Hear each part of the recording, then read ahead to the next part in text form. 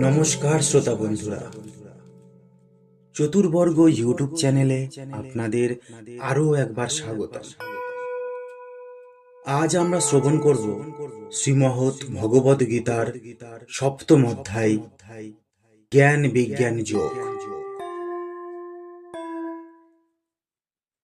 শ্রীকৃষ্ণ বলিলেন, আমাতে অনুরক্ত চিত্ত যোগী অনন্য শরণ হইয়া যোগাভ্যাস করিতে করিতে যে প্রকারে আমাকে সম্পূর্ণ রূপে জানিতে পারিবে তাহা শ্রবণ করো। আমি সম্পূর্ণ রূপে অনুভব সহকৃত জ্ঞান কীর্তন করিতে প্রবৃত্ত হইয়াছি। যাহা জানিলে ইহলোকে মঙ্গল বিষয়ে জানিবার আর অবশেষ কিছুই থাকে না। সহস্র সহস্র মনুষ্যের মধ্যে কোন পুরুষ তত্ত্বজ্ঞানের জন্য যত্নবান হন, আর যত্নশীল সিদ্ধ পুরুষের মধ্যে কোন ব্যক্তি আমার যথার্থ অবগত হইতে সক্ষম হন। আমার মায়া শক্তি অষ্টভাগে বিভক্ত, যথা ভূমি, জল, অনিল, বায়ু, আকাশ, মন, বুদ্ধি ও অহংকার। হে মহাবাহ, উক্ত অষ্ট প্রকার প্রকৃতি নিকৃষ্ঠা তদ্ভিন্ন জীবস্বরূপা যে আমার শক্তি, তাহা উৎকৃষ্ট প্রকৃতি। তিনি এই জগৎ ধারণ করিয়া রহিয়াছেন।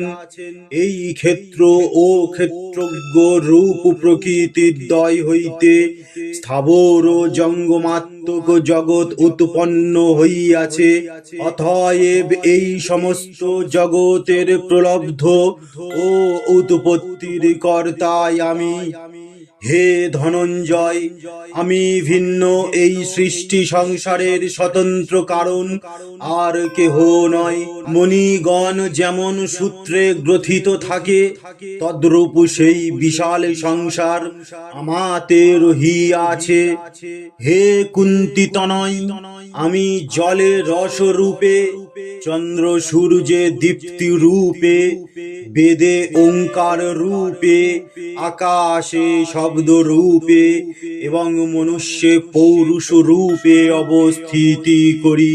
ভূমিতে পবিত্র গন্ধ রূপে, অগ্নিতে তেজ রূপে, সর্বপ্রাণীতে জীবন রূপে ও তপস্বীতে তপ রূপে আমি বিরাজ করিতেছি।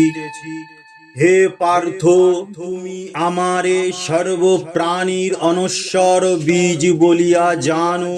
আমি বুদ্ধিমান দিগের বুদ্ধি ও আমি তেজস্বী দিগের তেজ স্বরূপ। হে ভারত শ্রেষ্ঠ, আমি বলবান দিগের অভিলাষ ও তৃষ্ণা শূন্য বল, আর সমস্ত প্রাণীর অবিরুদ্ধ ধর্ম রূপ কাম আমি। যে সকল সাত্ত্বিক, রাজসিক ও তামসিক ভাব আছে, তাহা আমা হইতে উদ্ভূত ও আমারই বশীভূত। আমি তাহাদের বশীভূত নহি। এই আমার সংসার স্থিত লোক ত্রিগুণাত্মক ভাবে মোহিত থাকা প্রযুক্ত আমাকে পরম অব্যয় বলিয়া জানিতে পারে না।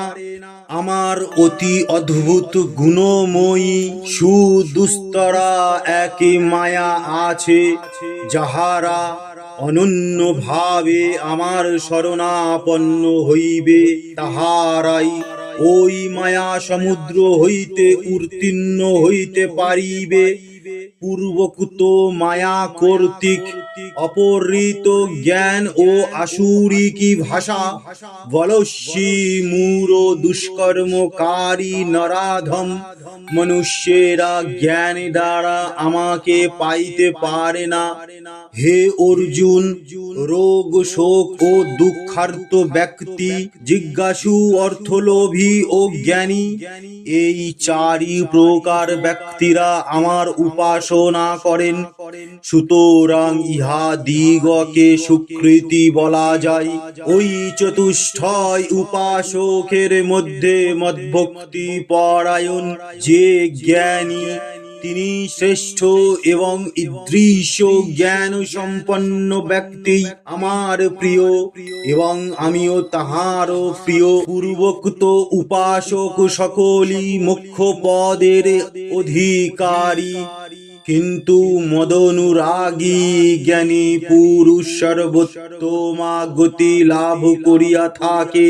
এইরূপ স্থির জ্ঞানী পুরুষ বহু জন্মের পর এই বিশ্ব সংসার বাসুদেবাত্মক স্থির করিয়া আমাকে লাভ করিয়া থাকেন। তাদৃশ্য মহাত্মা পুরুষ নিতান্ত দুর্লভ।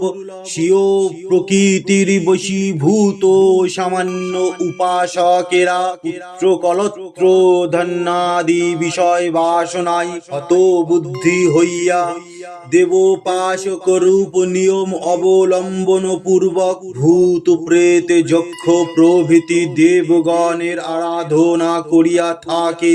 যে যে ভক্ত পুরুষ শ্রদ্ধা সহকারে আমার মূর্তি বিশেষ অর্চনা করিতে বাঞ্ছা করে, আমি তাহাদিগকে সেই সেই দেবতা বিষয়িনী অচলা ভক্তি প্রদান করি।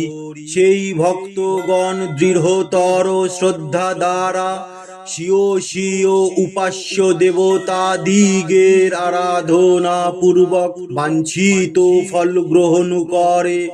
কিন্তু ওই দেবীগণ আমার অধীন, সুতরাং অন্তর্যামী রূপে সেই সেই ফল আমি প্রদান করিয়া থাকি। সেই ফল সামান্য ও তাহা বিনশ্বর। ফলতঃ দেব ভক্তেরা দেবলোকে এবং আমার ভক্তগণ আমার সমীপে গমন করিবে।